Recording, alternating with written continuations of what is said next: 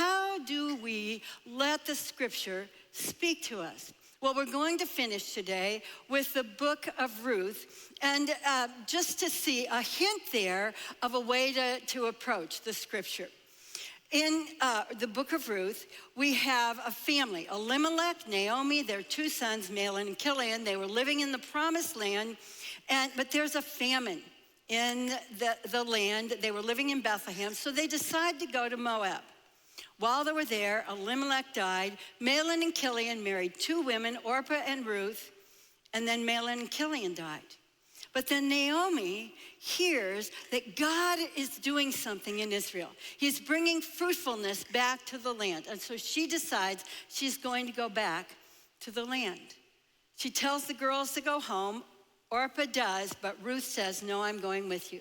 So these two women journey back to Bethlehem. But when they get there, they're destitute. They don't have anything. And so how are they going to live? Well, the story picks up in chapter 2 of the book of Ruth. It starts this way. Now, Naomi had a relative on her husband's side from the clan of Elimelech, a man of standing whose name was Boaz.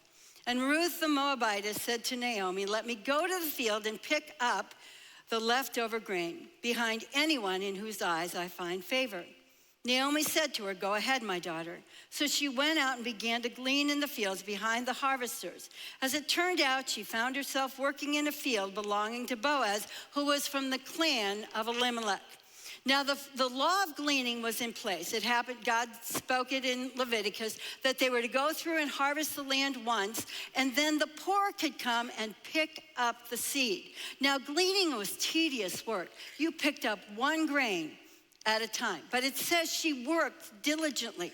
And then Boaz showed up. He saw her. He took notice of her. He invited her to eat some grain with him.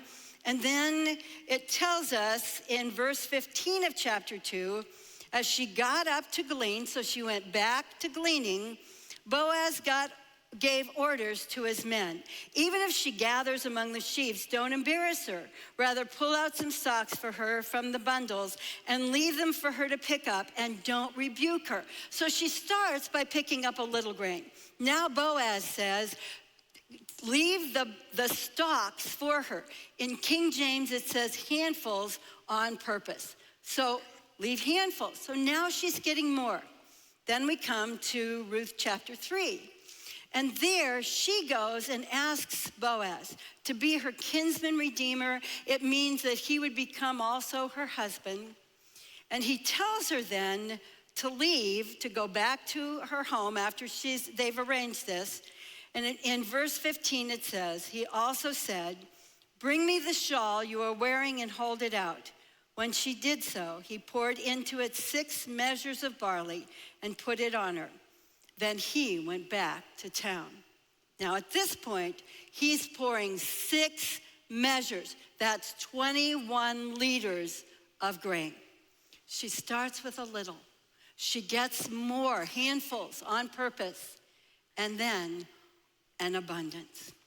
That's what happens when we study the scripture. Remember, Jesus said in Matthew 13, the seed is the word of God. When we start studying, maybe we're only getting a little. A verse here, a verse there. But then whole chapters start to make sense. And pretty soon, whole books of the Bible come together. So God has a plan here. And so be diligent. Be like Ruth. Continue to keep picking it up. So we pray, and ask God to open our minds. We're diligent as we study the scripture. But the most important thing when it comes to studying the Bible is to sit down with the author.